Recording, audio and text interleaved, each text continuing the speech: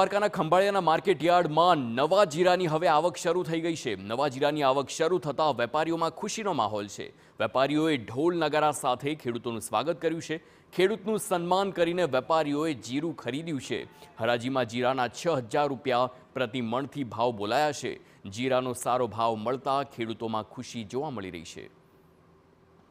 હું ખંભાળિયા ખાતે જીરું લઈને આવેલો છું માર્કેટિંગ યાર્ડમાં, અને આપણે મયુર ટ્રેડિંગ કુમાં ઉતારેલું છે જીરું, અને મને એવા સારા ભાવ મળ્યા છે જીરાના। પહેલી હરાજી થતાં સારું ખેડૂતનું સ્વાગત કર્યું અને સારા એવા ભાવ મળી રહ્યા। આપણે ઢોલ નગારા સાથે એકદમ સ્વાગત કર્યું હતું, અને સ્વાગત કરવાનો માત્ર હેતુ એ જ છે કે દેવભૂમિ દ્વારકા જિલ્લાના ખેડૂતને એક જાહેરાત થાય ને ખબર પડે કે જામ ખંભાળિયા માર્કેટિંગ યાર્ડમાં બધી જ જણસીના સારા એવા ભાવ થાય છે।